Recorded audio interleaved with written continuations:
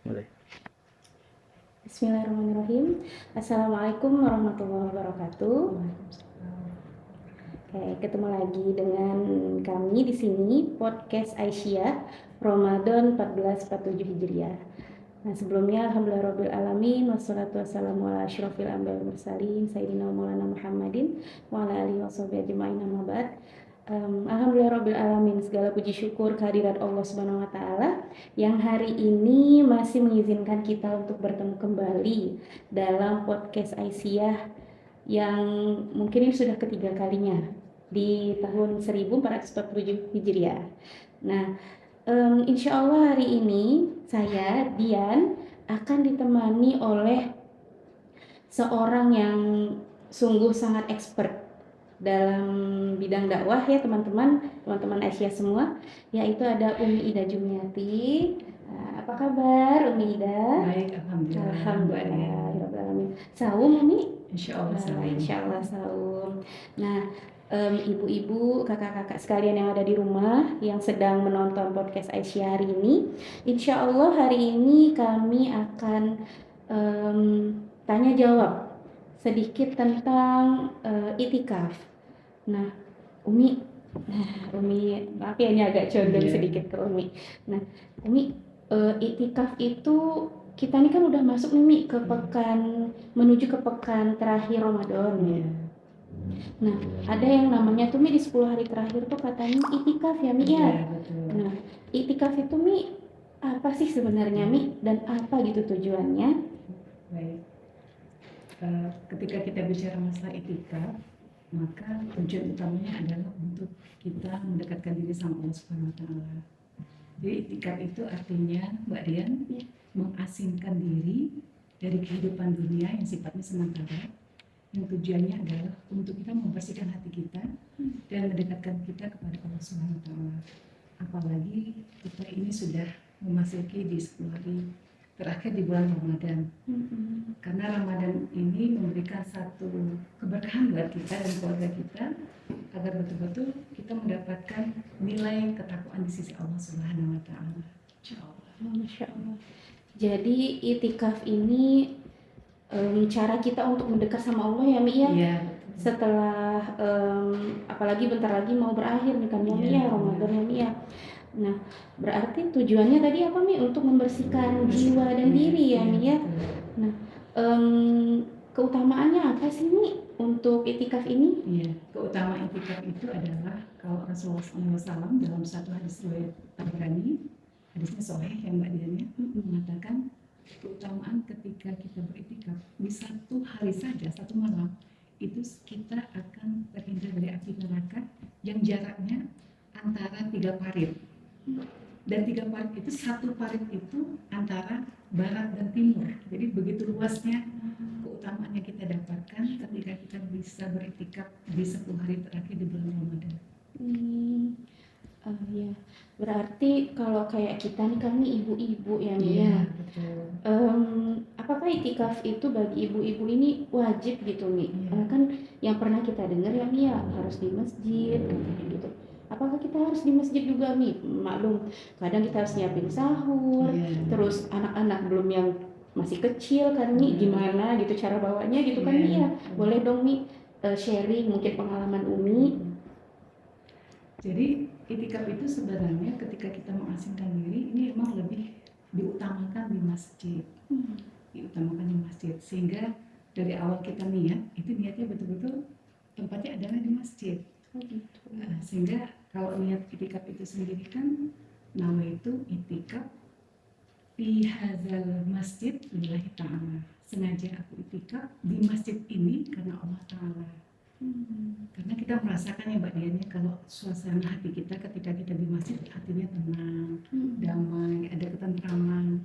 Beda ketika kita ada berada di rumah, itu beda sekali gitu. Iya ya, ternyata itikaf itu ada niatnya. Benar. Selama ini tuh saya itikaf nggak pernah niat loh Mi. Jadi datang-datang aja ke masjid waktu pas masih belum nikah ya Mi ya. Iya. Nah, jadi berarti kalau misalnya ibu-ibu dengan sepenuh hati, sekuat hati, kalau misalnya emang berniat itikaf, ya udah boyong aja semuanya gitu ya Mi ya. Iya. seperti itu. Mi, ada kami syarat untuk orang itikaf ini yang seperti apa, Mi? Iya. Jadi kalau secara umum syarat ketika kita beriktikaf itu jelas yang badannya kita beragama Islam, terus kita dalam kondisi sehat, berakal, dan kita juga bebas dari hadas besar. Jadi syaratnya ada 3. Berarti kalau yang berhalangan ya nggak apa-apa, nggak Iya, usah itikaf betul. intinya. Nah, Mi, membahas tentang ini mumpung masih ada kelenggangan waktu Iya. nih ya, Mi ya, tentang hadas besar tadi tuh, Mi ya. Misalnya nih, Mi, udah di 10 hari terakhir, ternyata kitanya tuh haid tuh, Mi. Kira-kira nih kan udah lah nggak bisa itikaf, ibadah Iya. lain nggak bisa. Nah, di rumah tuh kita bisa ngapain aja ya, Mi ya? Jadi seorang perempuan muslimah ketika kita dalam kondisi haid itu tidak ada larangan ketika kita bisa berzikir kepada Allah. Jadi berzikir itu boleh dan tidak ada larangan. Terus kita juga bisa berdoa, terus kita bisa menyiapkan takjil, bisa menyiapkan untuk kita sahur, kan ibu-ibu yang sibuk ya, lihat ibu yang sibuk. Iya. Terus juga sedekah itu bisa, bersilaturahim. Jadi banyak amalan-amalan ketika kita dalam kondisi lagi halangan atau haid ya. Atau misalnya kalau perempuan yang habis melahirkan kan nifas gitu ya.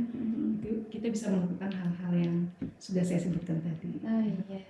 Mi, ada nggak, Mi, zikir yang bisa kita amalkan di rumah ketika misalnya kita haid, tapi kita juga ada rasa ini bentar lagi nih Ramadannya berakhir. Iya. Kira-kira zikir yang utama tuh yang seperti apa, Mi? Jadi kalau dalam satu hadis riwayat Bukhari dikatakan Bismillahirrahmanirrahim, al-kalimatani habibatani ala lisan, sakilatani fil mizan, habibatani inda rahman.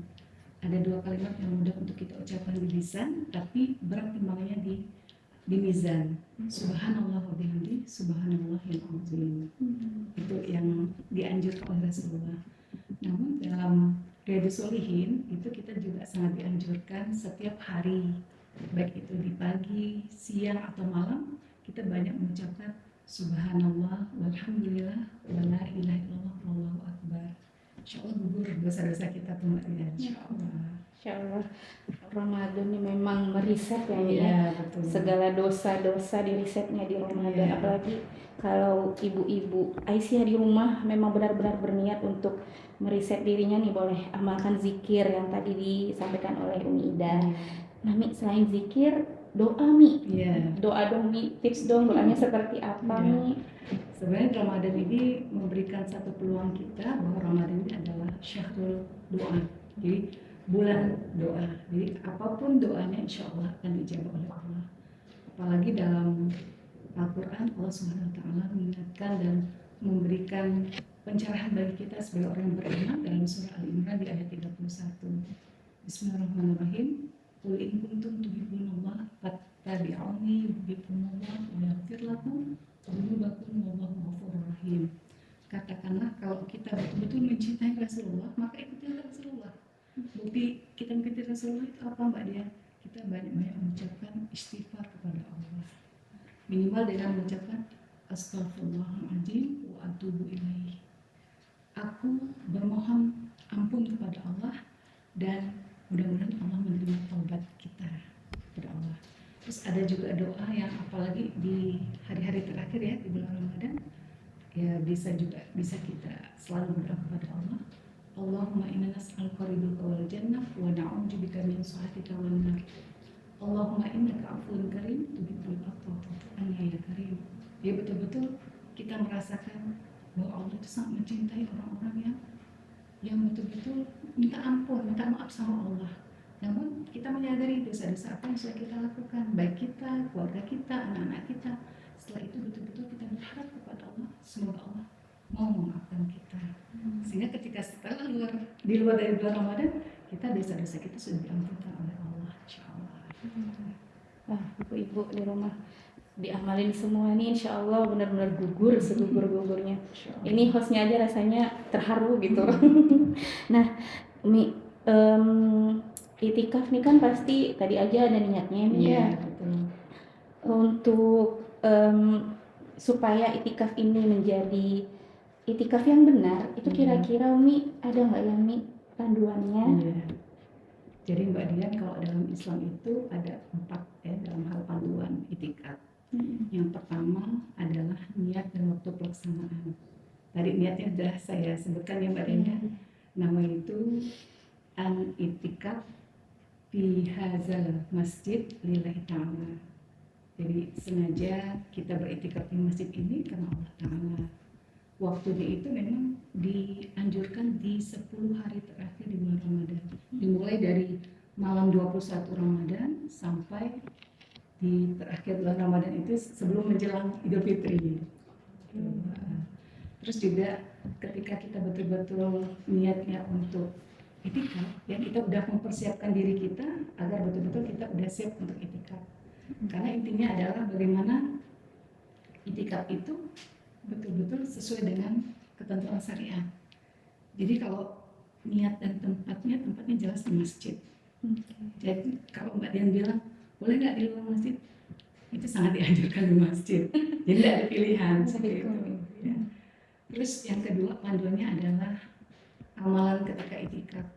Jadi tujuan itikaf itu kan adalah untuk kita mengasingkan diri kita dari duniawi yang sifatnya sementara, terutama di 10 hari terakhir di bulan Ramadan.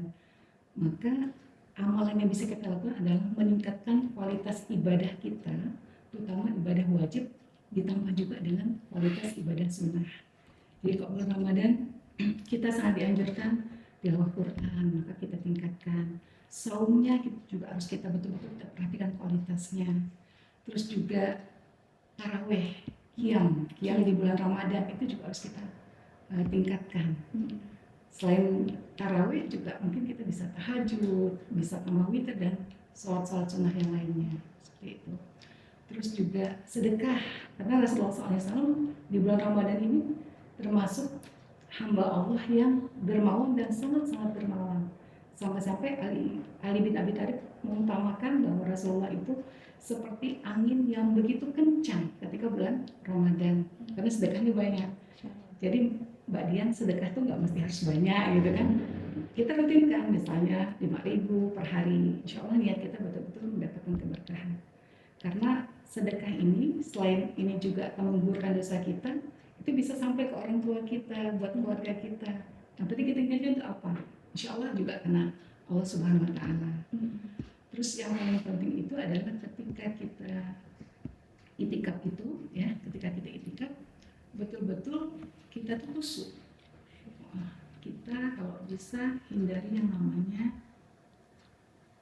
medsos. Jadi HP-nya mungkin boleh dibuka, itu hal yang penting, tapi kita kalau bisa sekali-sekali jangan diutamakan. Ya mungkin sebelum itikaf sering memegang HP gitu kan, ada HP gatel nih namanya. Tapi ketika itikaf betul-betul ya kita mengurangi pegang HP-nya seperti itu. Karena ketika kita betul-betul bisa fokus ibadah, insya Allah itu akan mendapatkan kehusuan. Ada makna kita ketika kita beritikaf. Terus kalau bisa zikir dan doa itu harus kita intenskan ya, intenskan. Doa apa saja? Doa kita buat anak kita, doa kita buat keluarga kita, doa kita buat orang tua kita. Insya Allah kita betul-betul kita munajatkan kepada Allah SWT. Kalau bisa memang dengan kesahduan sampai kita bisa mengeluarkan air mata. Karena air mata yang ketika kita mengeluarkan air mata karena Allah, insya Allah itu tidak akan terjamah oleh api neraka, insya Allah. Mengharapkan api neraka bagi mata tersebut. Terus yang selanjutnya Mbak Dian, yang ketiga adalah tips sukses itikaf. Jadi tips sukses itikaf itu yang pertama yang harus kita siapkan itu adalah persiapan mental, ya, mental dan fisik. Jadi orang yang mau itikaf itu harus sehat, karena kan bergadang ya di malam, tapi tujuannya itu adalah mendekatkan diri sama Allah. Terus juga persiapan lainnya ya, misalnya kita persiapkan bantal, kita persiapkan Al-Quran, terus kita persiapkan bacaan buku agama, itu bagus tuh, manfaatkan waktu. Karena tujuan itikaf kan kita jangan sampai banyak ngobrolnya dengan teman-teman yang ibaratkan baru ketemu di masjid gitu kan, dalam tidak ketemu setahun sekali karena itikaf gitu kan. Itu kalau bisa kita kurangi ya, boleh tapi kurangi. Terus yang selanjutnya itu adalah memaafkan dan minta maaf. Jadi sebelum itikaf itu kita ya hubungan sesama manusia itu harus baik. Jadi kalau kita misalnya ada merasa nggak enakan, ya kita bersedia untuk minta maaf. Karena orang yang memberi maaf itu lebih mulia daripada orang yang minta maaf. Tapi ketika kita meminta maaf, itu juga tidak membuat kita menjadi orang yang hina. Gitu. Terus yang selanjutnya itu adalah di tips sukses itikaf itu adalah bagaimana kita bisa menjaga adab dalam masjid. Jadi adabnya menjaga kebersihan, makanannya sudah kita sampahnya harus kita buang di tempat sampahnya. Terus jangan berisik. Karena kadang saking banyak ngobrol kita berisik ya, kita lupa bahwa sekarang kita lagi sedang melakukan itikaf. Terus dari 4 ya, panduan yang keempat itu adalah hal yang membatalkan itikafnya harus betul-betul kita jaga yang bagiannya. Ternyata ketika kita keluar dari masjid tanpa uzur itu bisa membatalkan itikaf kita. Terus tanpa sengaja mungkin kita gibah, namimah, gitu kan. Apalagi sampai ke hal-hal yang bisa mendustakan lisan kita, gitu kan. Itu na'udzubillah min dzalik. Kalau bisa itu kita hindari. Apalagi dalam kondisi kita dalam bulan Ramadan ya, sangat dianjurkan oleh Rasulullah dalam hadis riwayat Bukhari, Allah itu ternyata tidak butuh haus dan dahaganya kita, tapi Allah itu butuh kita bisa menahan lisan kita. Apalagi kita perempuan ya, perempuan itu identik kok udah ketemu ya udah lupa gitu kan. Tapi mudah-mudahan kita enggak ya bagiannya, mudah-mudahan. Terus yang selanjutnya itu adalah orang yang pingsan, itu batal itikafnya. Pingsan, bahkan dia dalam kondisi nggak sehat kan, itu batal itikafnya. Terus wanita yang haid, nifas, itu batal itikafnya. Orang yang murtad, orang yang gila, itu juga termasuk ini itikafnya batal.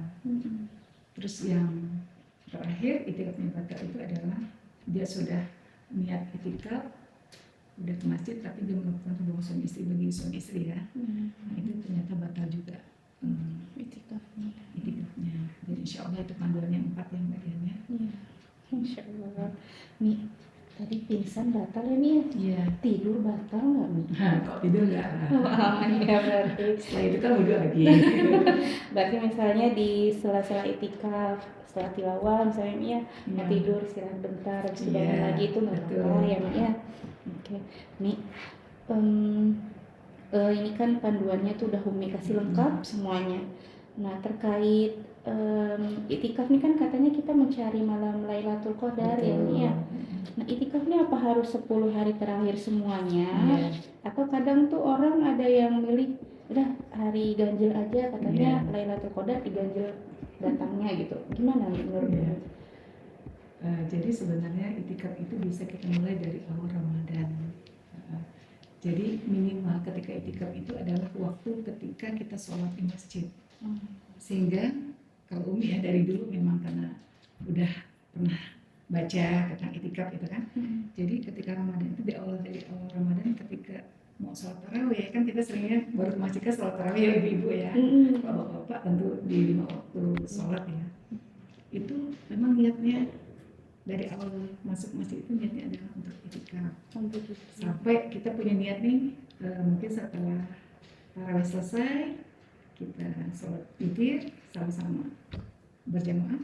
Setelah itu kita lanjut dengan tilawah Quran, entah itu setengah juz atau berapa halaman, itu insya Allah ada bagian daripada itikaf. Gitu. Sekarang boleh dicoba. Iya, berarti enggak juga yang harus misalnya sampai subuh gitu. Wah. Ternyata ada yang memangnya Islam tuh tidak memberatkan ya Mi ya. Ternyata hal yang ringan misalnya sampai habis tarawih, tilawah bentar itu udah Allah hitung itikaf gitu ibu-ibu.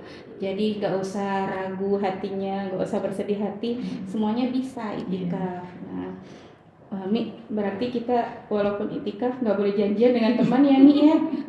Karena kita menjauhi ghibah. Soalnya kalau udah ketemu temen nih asik seru, ujung-ujungnya malah tilawahnya sedikit dan sebagainya ya Mi ya. Baik Umi. Nah Umi, ini di akhir nih, kita sudah di akhir penghujung podcast nih. Nah mungkin Umi bisa memberikan tips untuk ibu-ibu di rumah yang supaya berhasil nih Mi. Tadi kan udah tips sukses nih. Nah ini berhasil untuk menjaga atau melewati itikafnya dengan baik. Baik, Mbak Dian. Ya, kita pasti semuanya pengennya di Ramadan 1447 Hijriah ini mendapatkan makna yang luar biasa ya. Karena siapa tahu Ramadan ini adalah Ramadan terakhir bagi kita ya. Tapi bagaimana kita mempersiapkan amalan terbaik kita agar betul-betul Ramadan ini mendapatkan keberkahan dari Allah Subhanahu wa taala. Sehingga tips ketika kita ingin mendapatkan itikaf kita itu berhasil ataupun sukses, maka yang utama itu adalah kita hadirkan hati kita. Hati kita benar-benar kita meyakini bahwa dengan itikaf betul-betul kita akan mendekatkan diri sama Allah. Karena kunci dari itikaf yang sukses adalah kita mendapatkan ketenangan dan kita merasakan adanya kekhusyukan dalam melakukan amal apapun. Sampai-sampai kalau kita itikaf itu di masjid, kita sampai mengeluarkan air mata yang tanpa kita sengaja atau tanpa kita sadari, ternyata air mata itu udah sampai di sejadah kita. Betul-betul kita merasakan kedekatan kita sama Allah. Dan siapa tahu dengan kita betul-betul dekat sama Allah, kita bermohon Allah memberikan ampunan kita di Ramadan ini. Dan betul-betul kita mendapatkan predikat takwa di sisi Allah Subhanahu wa taala dan menjadi hamba Allah yang istimewa di bulan Ramadan ini, insyaallah. Baik, Umi. Terima kasih banyak Umi, syukron jazakumullah khair sudah berbagi dengan kita semua ya ibu-ibu ya untuk tentang membahas tentang itikaf ini. Nah mungkin tadi kan Umi bilang kualitasnya harus ditingkatkan, segala kualitas amal yang ini harus ditingkatkan. Terus jangan lupa sedekahnya, lakukan dengan khusyuk, zikir doanya jangan tinggal, terus memaafkan dan minta maaf. Terakhir mungkin boleh ya Mi ya kita kalau misalnya ibu-ibu di rumah misalnya ada hajat atau keinginan itu di list gitu boleh ya Mi ya, disiapkan daftar doa gitu mungkin ya Mi ya. Jadi sambil khusyuk tadi itu sambil dibacain gitu, ya Allah mau ini gitu ya Mi ya. Karena betul nggak sih Mi, Allah itu suka dengan kita yang benar-benar menghamba gitu kan ya. Baik Mi, kita sudah di penghujung podcast. Dian sebagai host minta maaf Umi jika ada salah kata.